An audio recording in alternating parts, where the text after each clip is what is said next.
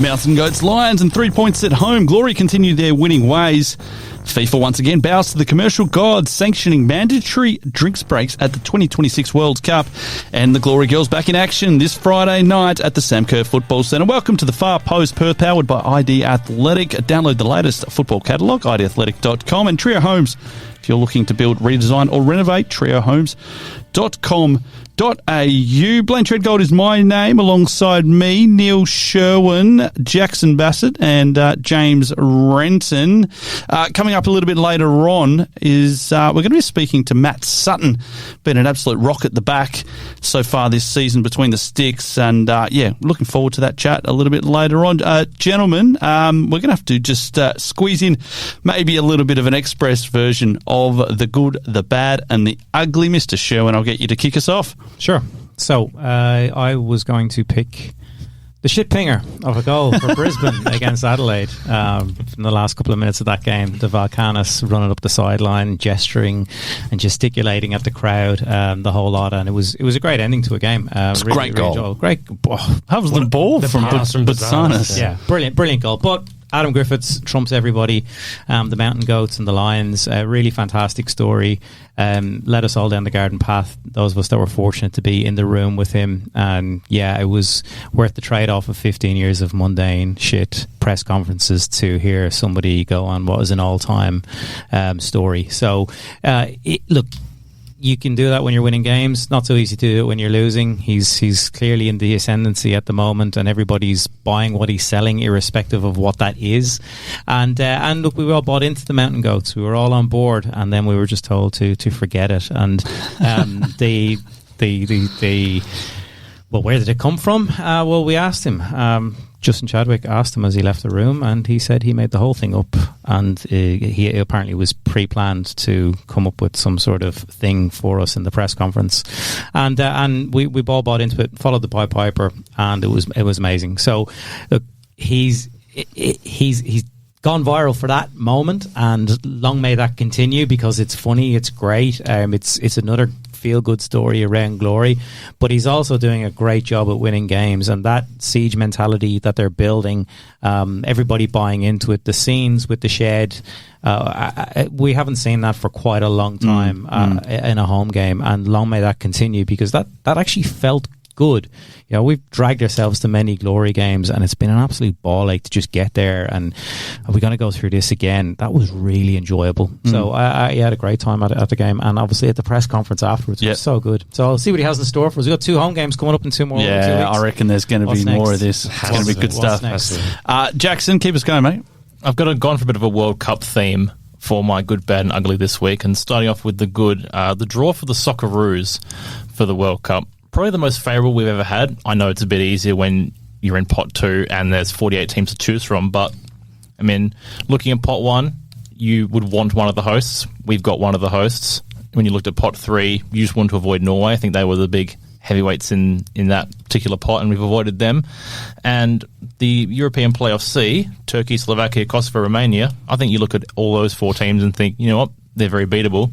And good kickoff times too, 12 p.m, 3 a.m, 10 a.m. over here in the West. So, you know, come June next year, it's going to be great viewing, and it's going to be a bit of a different feel, because I think the pressure is on now. I think in previous years we've looked at the teams we've faced and thought, okay, we can maybe get a couple points out of that and maybe challenge to try and make the knockout rounds. But I think we should go into this one with confidence, thinking, you know, we're a good chance of getting through and playing knockout football. The top 2 go through, plus the 8 best third-place finishes. You're never going to get a better chance with the draw.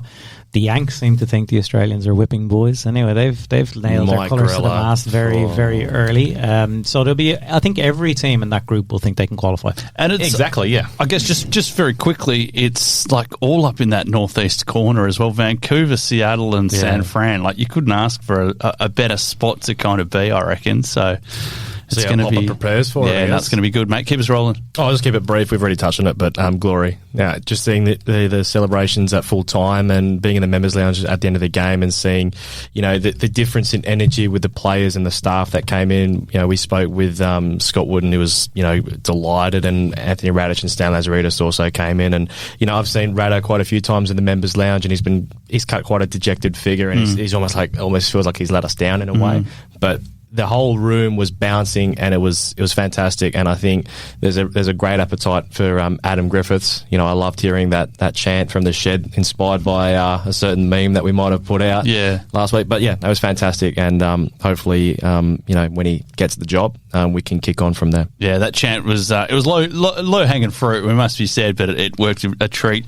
My good was I've got to give a shout out to the Glory ball kid. I don't know if anyone saw him with a bit of dark arts and playing around, not giving the ball back to the Wanderers, and it was right next to Alan Stajic and the assistant there, and one of the assistants I swear was going to go over and thump this kid, but he held his own the whole time, and it was good, just a good bit of shithousery there from the ball kids. Keep us rolling, Neil, with your bad. Not two bads, but both of them are actually quite good for me. First one's Melbourne Victory, still at the bottom. That's obviously bad for them, but I don't mind it. I'm quite happy with it. And how long they keep persisting with what they're doing. Yeah, how long are they going to keep that going? And my other bad, which is also a really, really good, is the Mo Salah situation at Liverpool. I think that's amazing, and how it's escalated so quickly. Obviously terrible for them and the legacy and all that, but the infighting between Liverpool supporters and Jamie Carragher overnight. 8 minutes. It's just sit back. It's beautiful. All the guys that have the fan channels, they're all in peak meltdown mode as well. Losing their minds. It's bad for that fan base, but I'm loving it, and I can't get enough content, and hopefully it continues well into January past the AFCON when Salah comes back, and we'll see what happens with him. But irrespective of many things that are going on in the background, it's a mad way for a player like that, his legacy, to end at Liverpool after all the things he's done. So we'll see what happens next. Jaxon? Initially when I was doing this, I switched my bad and ugly from what I'd done in my preparation. So my bad, sticking with the World Cup, is the hydration breaks, the mandatory ones. It's not going to be not based on weather. It's just for every game, no matter if it's hot and cold. And it's just another Americanisation, another chance for ad breaks. Ad breaks, commercial stuff. And then just adding on to that as well, speaking of the commercial stuff, 3 opening ceremonies, 1 for each of the host cities. I think that's an How many is Pitbull at? Oh, that's a great question. He might turn to all 3 of them. And also, they're doing an official halftime show for the World Cup final, a bit like they do with the Super Bowl. Jesus Christ! It's also Americanized, and I'm just not a fan of it. It's not what what the World Cup is and has been. Yeah. And it's just being dragged into this whole American thing. And I get it. It's in America. Embrace the culture and all that, but not America. For me. We sort of already touched on it as well, the Salah situation, just how ugly it's been. Salah's recently posted a photo of him all by himself in the gym. I'm loving it though. Yeah. I've copped enough shit from Liverpool fans, so long may it continue. I struggled with a bad because I had a pretty good kind of weekend, and obviously what's happening at Glory, and then Leeds had a little bit of a result. It's a lot harder to do this stuff when Glory are good. I know, it is. It is. I got nothing. I got no gripes. Life's okay at the moment. But I guess I will say was just, he's acknowledged it in the week and came out on social media. But Trent Ostler, just for the situation, and that was that he put the team in. On the other side, I mean, had he not get sent off, then we don't have a digging performance, and probably one of the best that we've seen, and we have the result that we did and everything else. Look, it was stupid of him to go to ground in that situation on a yellow card out by the touchline. Yeah. You just stand your man up and don't go to ground. As soon as you do that, you're at risk of a foul, and naturally second yellow card.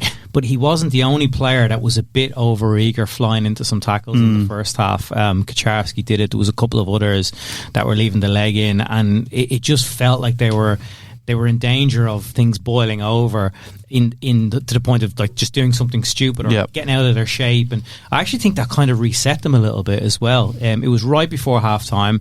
They got to halftime at the same scoreline, and then they brought on Risdon to, as much as to shore up the defence, but also to be an older head on the pitch. And I think, the Osler thing was a symptom of what had been happening for probably about 10 minutes before that. Yep. He just happened to already be on a yellow. The first one I thought was worse. He could have gone for that first one. I thought he could have been a big trouble. Well, I don't know, because I thought there was actually a bit of cover for that first one, and that's why I said that there was no reason for him to really go in and get that first yellow. But I mean, he did struggle. Simmons kind of was giving him a fair bit of grief. That was my bad. Very quickly, boys, uglies. My ugly was the Brisbane kit. The Brisbane kit was absolutely disgusting. We've both got young kids, Blayne. It looked like something the shorts looked like something I see in their nappy. It was pretty shit. It was that colour, off green, nasty thing, coupled with like a cream shirt and socks. The trim there was no matching whatsoever. Yeah. And who makes it? Is that a Castor? No, it's not a Castor. No, it's not a Castor. I know who it is. Is it? No, New. Is it not with New Balance? Are they? I'll come back to that. But I thought it might have been just because of the occasion playing away that shorts clashed or something, because your shorts are allowed to clash, but I thought it might have just been one of these weird kit things. But then the women were wearing it as well, so this is a planned kit. Is it a third? Turd, yes. Yeah. Yes. Turkey Trina turd. It is a turd, yes. No, it's one of the worst things I've seen, and I was outraged, given my love for football kits. I thought this is not acceptable. Going back to the Americanisation of things, the actual World Cup draw itself was my ugly. 90 minutes before an actual ball was picked out, they had Lauren Hill, Robbie Williams performing. Then you had the likes of Shaq and Wayne Gretzky, Kevin Hart, Heidi Klum all doing that. And then Trump with the FIFA Peace Prize. I've never seen so much ass-kissing in my life. Again, the whole Americanisation of things is just ridiculous. And I would have thought the MLS in America, like, there are so many better people who could have been involved in that. Perlo, Kaka, Ibra, Beckham. These are all people involved with US soccer. Get like Alex Morgan, someone like that. Should be even like Ryan Reynolds or Rob McElhenney. Landon Donovan. Yeah, he's got new hair. Have you seen his hair? Have you watched his hair videos? No. Jesus. He hasn't gone to Turkey. He's actually Mike Arena. He's got a piece that he's glued onto his hair. Is that right? It's his videos or something else. But good on him. He's open about it. But anyway, not a problem. I have to get some people who are actually involved and are interested in the game to promote it and be there for this massive thing. I just thought it was a huge missed opportunity. And for the Aussies, if you're staying up at like 2 o'clock in the morning, 3, 4 a.m., and you got to wait 90 minutes for people to sing and do all this sort of bullshit, I thought, what a waste of time. Yeah, no, and that's one of the reasons I didn't even bother. So, I thought I knew that was coming, I think. Keep us rolling. Just quickly, that was my ugly as well. I just thought there was a bit of a mockery and a bit of a piss take, and just when we've had some decent ceremonies before, we have the history of the ceremonies. It's just I thought it was a bit of a mockery, but typical Americans. I'm going to add a little bit to this because I'm going on down a similar theme there, and just FIFA, the World Cup. 48 teams, Trump's participation award, Infantino just being an absolute fucking weirdo, drinks breaks, human rights abuses, decades of corruption, and the difference is now is that it's all playing out as blatant as you like. It's gone are the days where there's brown paper bags being left on doorsteps under the shadows of moonlight and this kind of thing. It's there on full display, and I guess the ugly part is that probably the lack of reaction to anyone. Like, we're all just so apathetic towards it. Yep. We've all just gone, oh, well, that's just FIFA. That's just how they are. And it's like, I don't like. I think that's more ugly than actually what's going on at the moment. Blatter was interviewed about it recently. Oh, it's just, and we thought that Infantino was going to be the new. Not to be. It's just, I'm finding it really ugly at the moment, and obviously with the way that the game's changing. I think that this is going to be a World Cup. We said a little bit about Qatar and obviously the human rights abuses and everything that was going on with that World Cup. But this feels like it's going to be a World Cup that really changes the landscape of future World Cups moving forward, because once these dollars, they see the dollar signs, I mean, I think this is just going to be the norm now. I think that's just going to be the way that it is. Future World Cups co-hosted between Spain, Morocco, Portugal, but then some of the games individually are being held in South America for the same tournament. I've got no idea.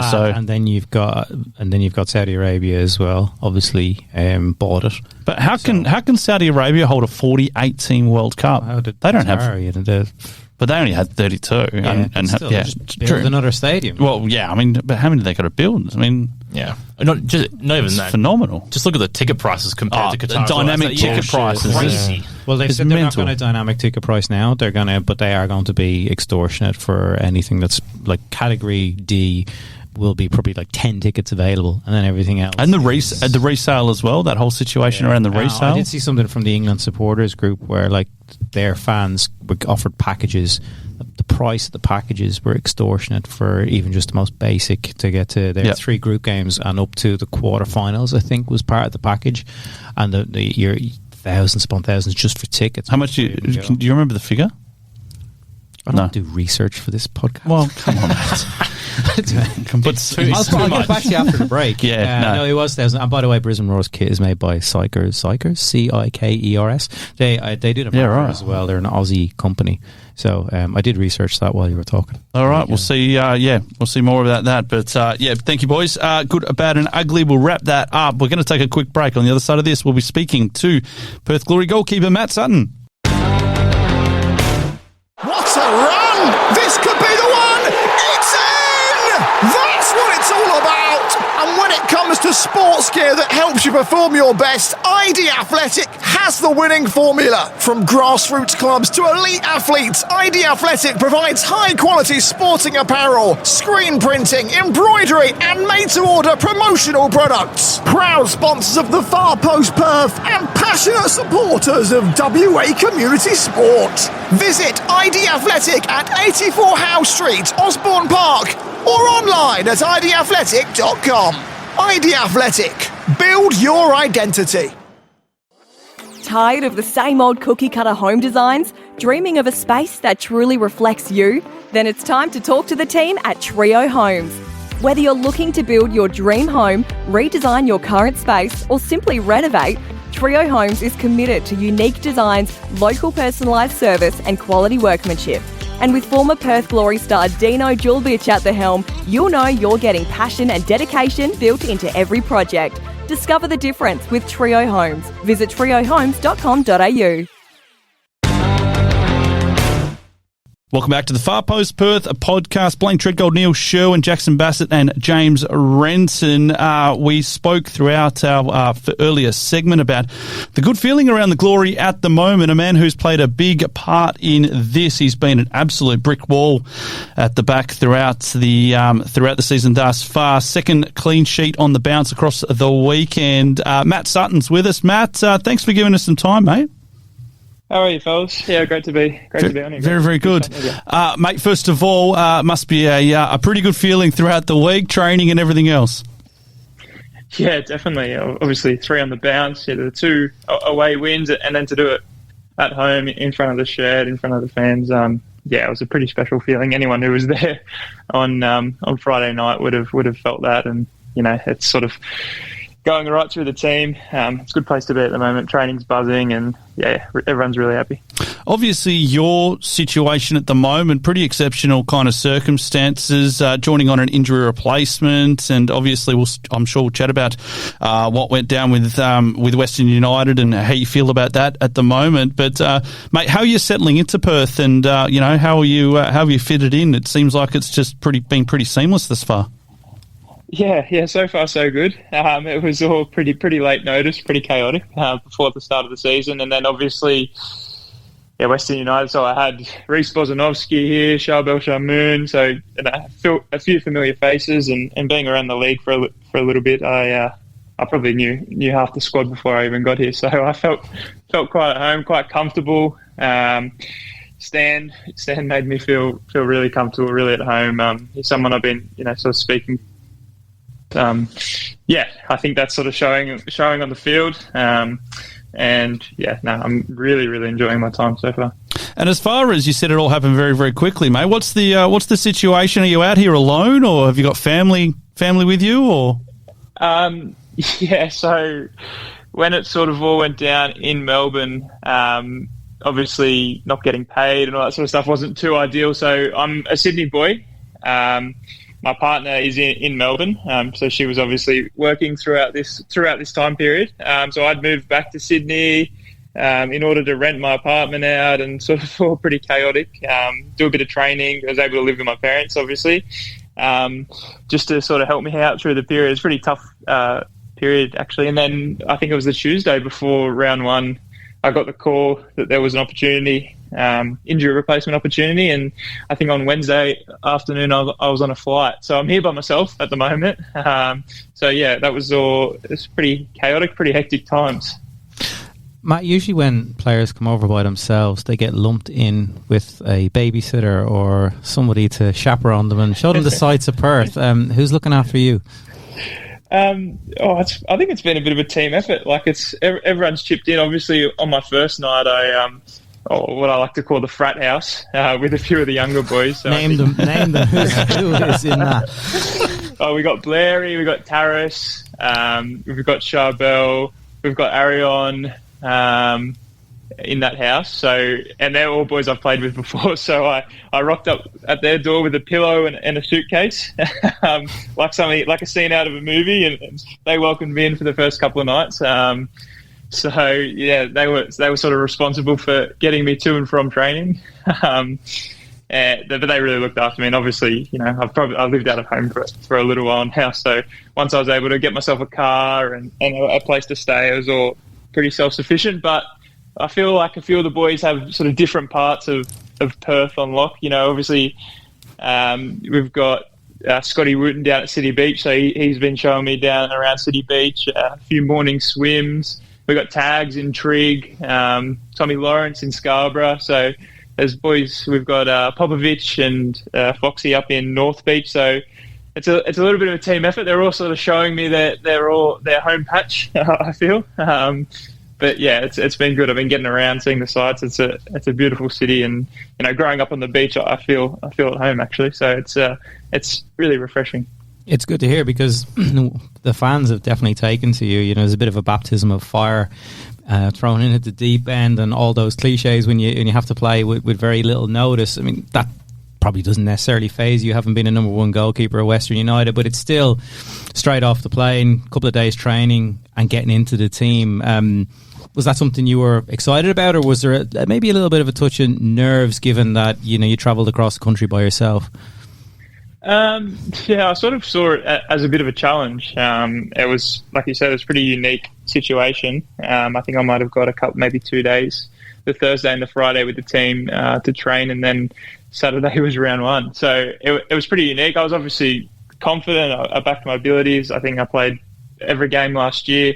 So in terms of that sort of stuff, it was, there was sort of no doubt or fear in my mind. But I saw it as a big challenge, and something, these sort of opportunities only come around, once in a lifetime to sort of do that. And only a goalkeeper could sort of do that. You hear stories about, loans and all that sort of stuff in the English Championship and those sort of tales. And I sort of feel like I created my own little story and something that I could sort of be proud of. I've noticed just watching you the last few games, I mean, you've conceded 2 goals in the last 4. I mean, that in itself is a good record for a goalkeeper, but the defence as a whole seems to be growing in confidence. And what I partly would attribute that to is how good you are with the ball at your feet. I've seen a couple of passages of play against MacArthur in particular. There was one around the 6-yard box where you were transitioning from one side to the other, and you can see the defence responding to that. Is that something that you work on quite a lot, and modern goalkeepers meant to be good with their feet, and you look the part in that regard? Is that something you focus on development wise? Definitely for me. I think I was probably one of the first ones in that sort of new generation of goalkeepers where it's not so much kick it long, but you grow up sort of being that extra man, that 11th sort of field player.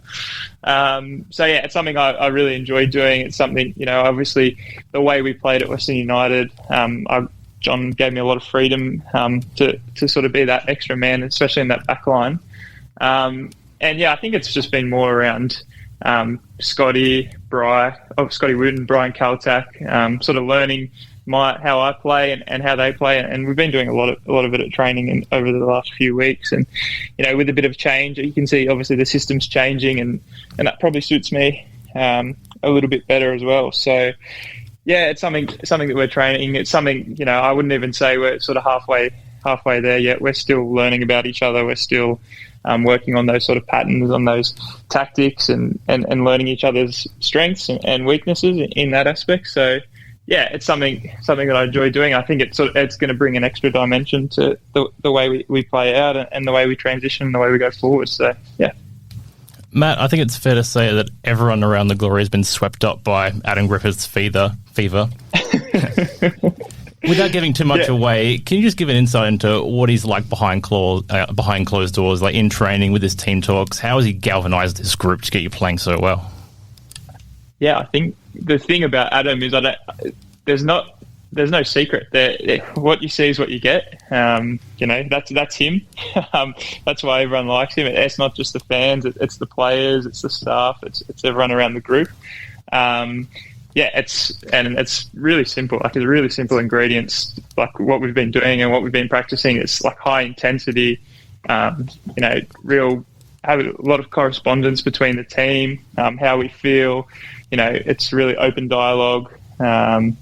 And yeah, we've just sort of kicked it up a few notches at training and really sort of simplified the game model. And yeah, I don't think there's any secret. It's just a lot of hard work. Obviously, that first 2 weeks was the international break when he sort of took over there. And that sort of 2 weeks, I think I could speak on behalf of most of the players. I don't think anyone sort of worked that hard, sort of in their career. So you know what, we're sort of reaping the rewards of that now, and I don't think there's any mistake or any coincidence that we're getting quite a few positive results. Matt, Christian Barberskak joined the club heading into this season as the goalkeeper coach. Can you talk to us about his impact and what he's done so far to help your development as a goalkeeper? Yeah, definitely. No, Christian's had an amazing career, obviously worked in the Bundesliga and all over the world. I think he said to me he speaks something like 6 or 7 languages. So, he's had an amazing career. There's not one sort of size-fits-all goalkeeper for him. He works. Even before I got there, he told me how much footage he had watched with me, and he had a sort of clear plan of how we sat down and chatted where he wanted to see me and where he wanted to see me improve and some of my weaknesses, and how he was going to go about that. And even watching him with the other goalkeepers, it's not a one size fits all solution. He's super detailed. He is German after all, so he's been amazing. Like to have someone of his experience, of his caliber, and to work with him day in, day out. Yeah, I think I know for a fact actually that I'm going to be a better goalkeeper for it, and I think the other goalkeepers would agree with me 100%. We've also seen Brian Kaltak and Scott Wooden. They've been the two centre-backs this season, and they've clearly grown over the last few weeks in particular. How would you describe the way that you guys have gelled together over the last few weeks in particular, given that defensively there has been a much more noticeable shift in terms of how you guys in particular have stood out? Yeah, I think that's sort of natural. Obviously, they're two big players and come from completely different teams. Last year, and you want to include myself in there, it's sort of 3 really different styles. So it's more down to that, playing in the game, training together. But yeah, the two of them have been amazing. Twin towers, I like to call them. They're just absolutely monstrous in front of me. They win every header. Scotty's unbelievable with his communication. Brian's unbelievable with his aggressiveness and the way he sees the game before it's even happening. So, yeah, I think it's simply down to first couple of rounds.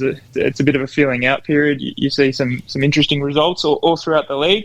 But the one thing that we weren't sort of doing sort of in-house, maybe there was a bit of noise on the outside, but we weren't questioning each other or questioning any of our abilities. We knew that we were where we're gonna get to, and still even now we're still building. That's for sure. Matt, as mentioned, it's a pretty exceptional kind of circumstance that finds you in Perth, but I do have to ask this question, and it's okay if you want to keep those cards a little bit closer to your chest, but mate, what does the future look like? Obviously, Perth fans would love to know if I've got you beyond January. Have discussions started on that, mate, and maybe would you be open to spending the rest of the season? It's a pretty complex sort of scenario, as you mentioned. Yeah. It affects a lot more people than just me, and sure. Obviously there's a salary cap here, and it's pretty stringent. There's obviously a big squad at Perth, so discussions haven't sort of begun yet. Looking forward, but I've still got until mid-Jan here, and I've got a job, and I'm pretty focused on just getting the best possible results, especially the fixtures that we've got coming up over the next couple of weeks. They're going to be really important. But what I can tell you is I'm really enjoying playing in front of the shed. It's been an amazing experience. I'm enjoying the team and building connections with them each and every week. And the coaching stuff, like I've sort of mentioned, is amazing. So, I never know the future. I wouldn't want to jump to any conclusions, but without saying too much, that's probably what I can say. Yeah, no, fair enough, mate. And I was just going to ask about obviously holding the sticks right in front of the shed, particularly down that end, mate. And geez, you must love to have that lot behind you. Yeah, well, let me tell you, I had that lot against me last year, so it's a lot better to have them. You're not fat anymore, according to the show. Yeah, that's right. Yeah, I've lost all this weight, apparently. But, it's amazing. I think even maybe round one, they might have thought I was still playing for Western United, but I've definitely felt the love over the last few weeks, and it's a privilege to play in front of them. And you saw the scenes after our win on Friday. It was quite spectacular, actually, to see even all the young boys, the Perth Glory staff, the faithful, the whole shed. From standing on the field looking up, the place was packed. It was rocking. I haven't experienced too many moments in football like that before, so that was definitely one of the highlights of my career thus far. Just on leaving Glory aside, even looking a bit further, I mean, you're 25 years of age. You've got a lot of time ahead of you as a goalkeeper. Where would you like to go? And I don't necessarily mean what part of the world, but where do you think your ceiling is potentially? Is it playing in Europe? Potentially looking at other opportunities in Asia, for example? What would you like to do with your next 10 years? For me, it's sort of, it's a bit of it's oversaid and overstated all the time, but I just want to play consistent football. For a long while there, I was a deputy and a number two, and obviously got my chance over the last couple of years to play, and sort of haven't looked back. So anywhere that I go next, or to the future, is somewhere where I'm going to be playing consistent football, and I would love to experience any part of the world, and I would sort of never put that restriction on myself, because stranger things have happened. You never know, but somewhere where consistent football is gonna find me for the next few years. That's where I can see myself.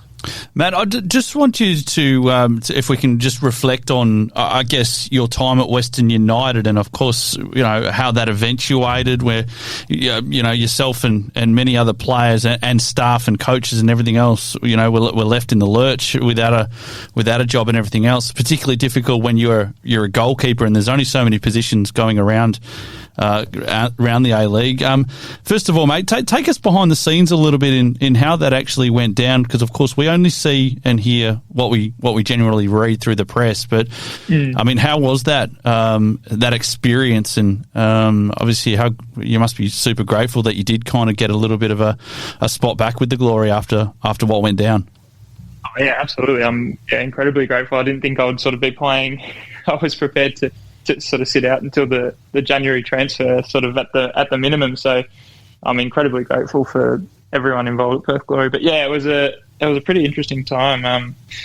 That's what everyone sort of says. Tell us more. Tell us, peel back the curtain. But it was all happening behind the scenes. Really, we were hearing things through the media. We had a pre-season game cancelled really early on, where I think maybe the papers picked it up that day. One of the Melbourne papers might have picked it up that there seemed to be a bit of trouble brewing, and a game was cancelled, and then training was cancelled for a week, and we were sort of finding out things after the fact through the media.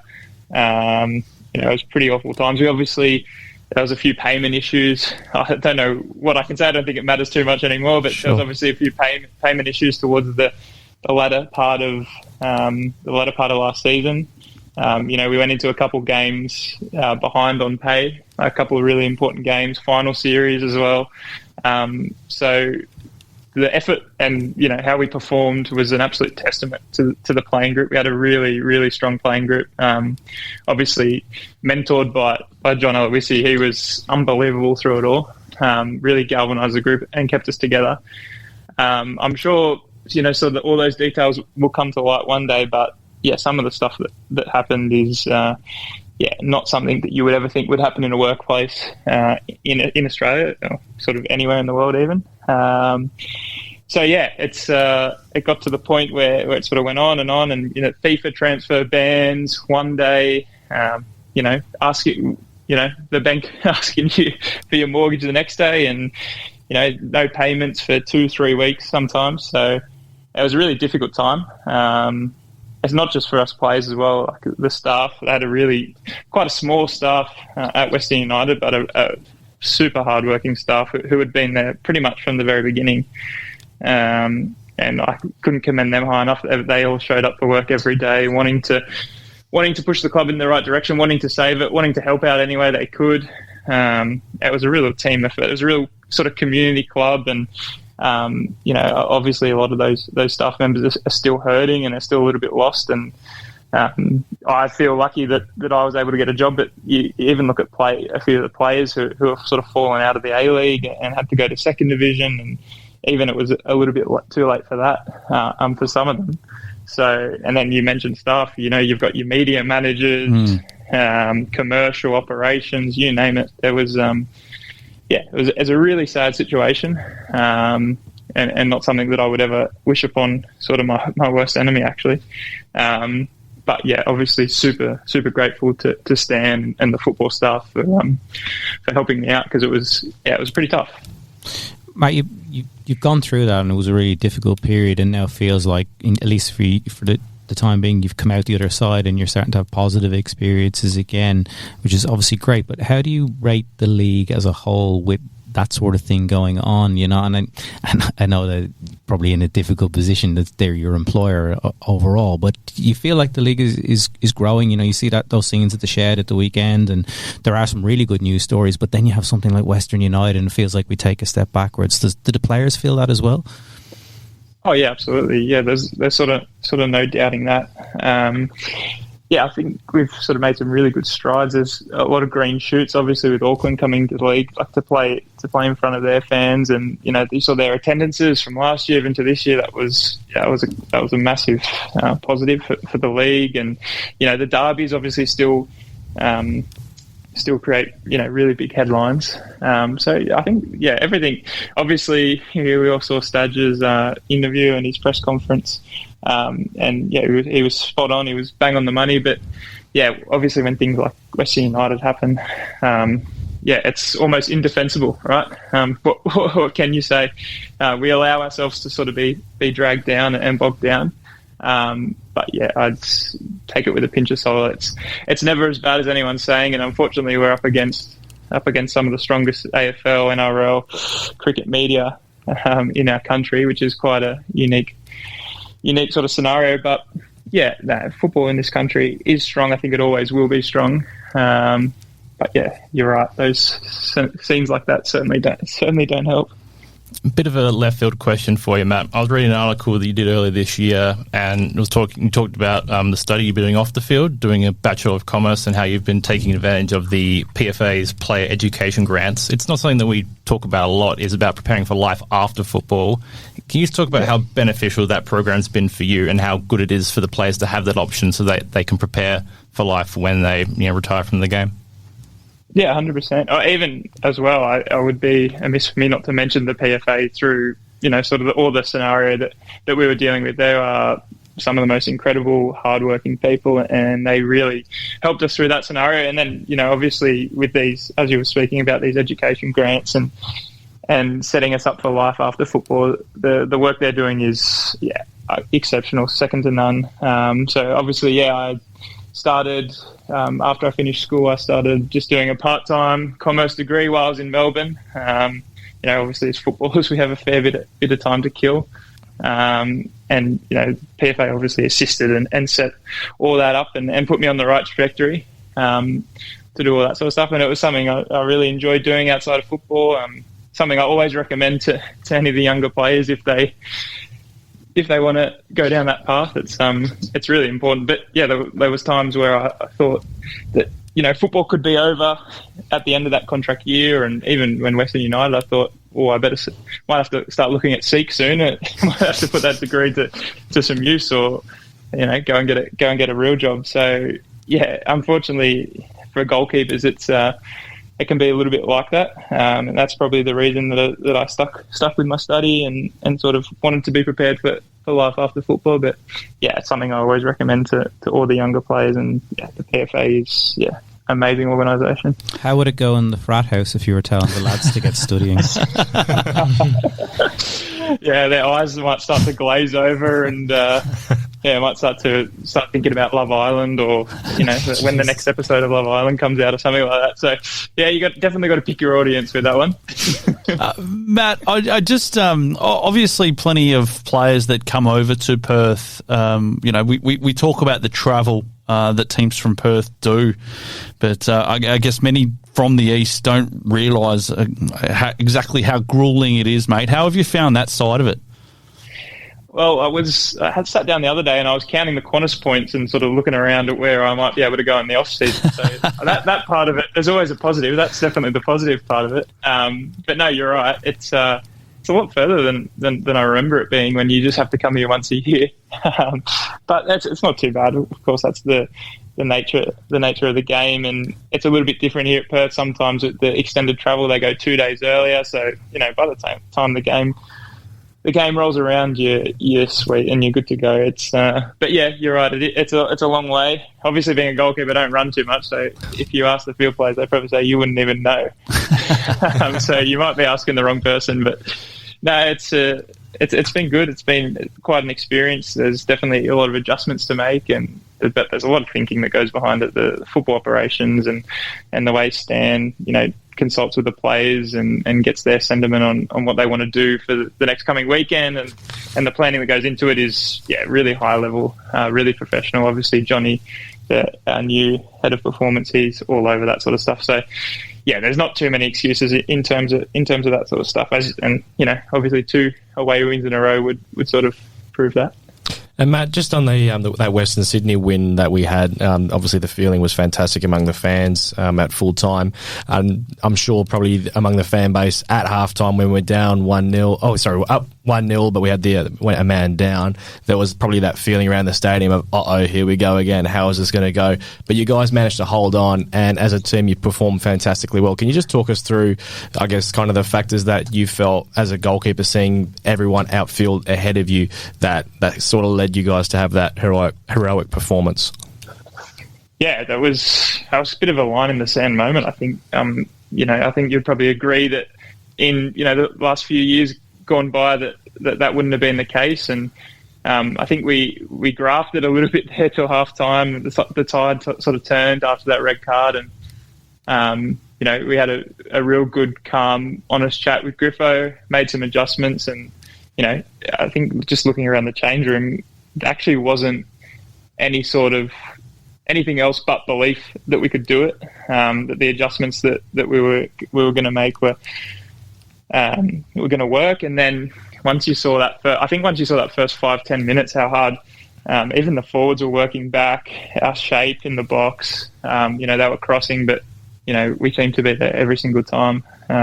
Every time they dribbled through, we had tags back defending the top of our box. We had Tommy Lawrence, just absolute. It was a performance of no egos, just hard work, hard graft, and I think that's something that the Perth fans sort of probably missed over the last couple of years, and I think that's why they appreciated it so much, because they sort of saw, wow, there's something special going on here, and there's a bit of a momentum shift, and that's what I felt. That's exactly what I felt on the field. So I think, yeah.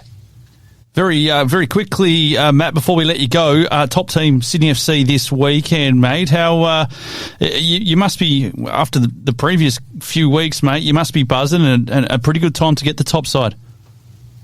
Yeah, absolutely. Yeah, Sydney FC is one of the clubs that you always sort of mark on the calendar and circle on the calendar.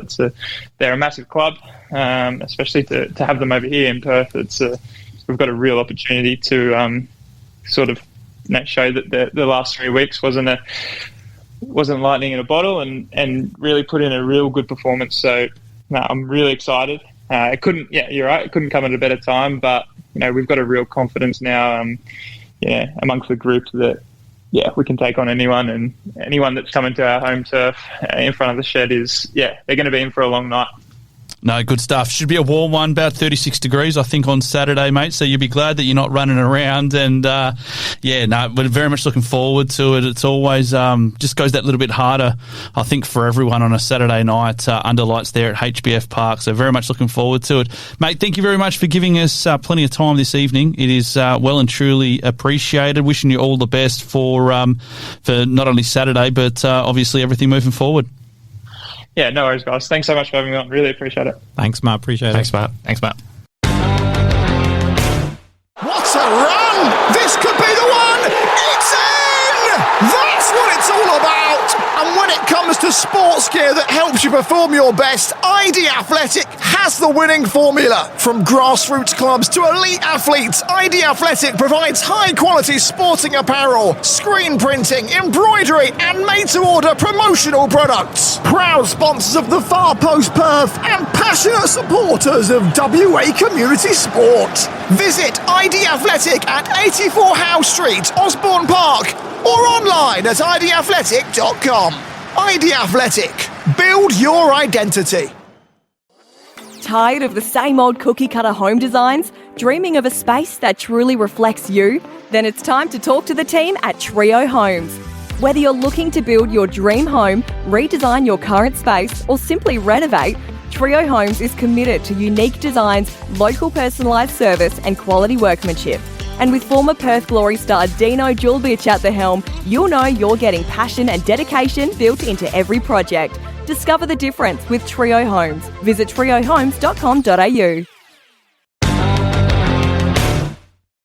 Final part of the Far Post Perth podcast. Big thanks to Matt Sutton. Fantastic insights there. And, big thanks to Matt for giving us plenty of time. A few things before we get into the tips. South Melbourne boys crowned as Australian Championship champions, I guess, if you like. Can we say that? It was interesting. And I guess we'll talk more about this when we have a little bit more time, but maybe some tweaks moving forward. But I think ultimately they played out the competition. They saw how it went, and I guess the powers that be will look to make tweaks along the way. A-League women, of course, the girls coming off the bye, the Glory girls. Next up, Wellington, this Friday night, Samco Football Centre. So you can do the Samco Football Centre on the Friday. Neil will be down there. You can do the Saturday at HBF Park as well, because Neil's a huge fan of the Samco Football Centre. Once was enough. See, he's got the bug now. Boys, let's have a look at the A-League men's quick fire tips around the table. Friday night, Mariners, Auckland. Mr. Sherwin. Auckland narrowly. Yeah, Auckland. Auckland for me. Saturday, Western Sydney, Brisbane. Brisbane. Yeah, let's go. Yeah. Minus the shit shorts. Yeah, they're all. Draw. I'm gonna pick Brisbane. I think Western Sydney. I don't know how well Stadge might be able to get them up after last week. He did describe it as like the car crash. Yeah. Like, absolutely. That was a great press conference as well. That was awkward. Poor chatters in the room. Do you know what? After all that, Stan Lazaridis did walk into the room a few minutes afterwards, and we thought it was like part of the thing. We dragged Stan in. Bring Stan. And that was meant to be like the drama, and then Griffiths walked in. So yeah, there we go. What a night! What a night! Good stuff. Melbourne Victory, Adelaide. I'm I'll draw. Yep. All right. Victory with no confidence. Draw. I'm going to pick Victory at home. I think they've just, they need to turn it around somehow. If they don't do it here, then they'll never bloody do it. Boys, Perth v Sydney FC. Neil, you said you were this far away from tipping. I said if they won last week, the Glory. I mean, the shackles are off. We're winning the lot, and we're going to fuck Sydney this weekend. Let's go. We're getting another all-time at Griffiths press conference. Jackson. Giddy. Oh, we've got a good chance if Lolly misses out as well. He's a chance with his hamstring, I understand. Yeah, go on. 2-1. I think we can do it. I'm going to be negative Nancy and say a draw. What does Griff have to do to get Yeah, on board? I know. Says you. I'm usually the one that goes too early.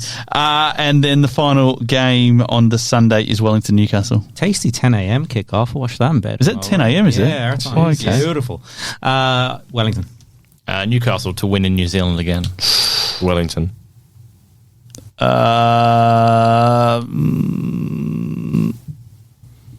They played Auckland last week, didn't they? Newcastle, was it the week before? Wellington played that. Oh, we never even mentioned that. What a game that was! Yeah, the red cards. Kiwi derby with the cards, the missed penalties. It's good, isn't it? It's good. It's tasty. Yeah, between that and the ending to Adelaide, Brisbane, and the Glory scenario as well, it's a pretty good week of football. Yeah. There's plenty. Stage is right. There's plenty to celebrate, but there's still plenty that needs to be worked upon. So, very good.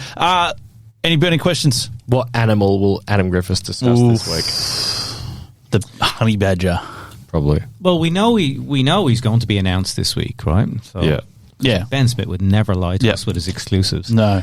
So he's going to get the job, which is great. Now the question for me is do we row in behind him completely? Because there was a few people on the fence, worldwide search, landed at our doorstep again. A few people saying should have given a couple more months as interim, whatnot. But does this galvanise now people to say, right, that buzz last week was amazing. Yeah. Let's get down and watch the Glory. Let's get behind Adam Griffiths.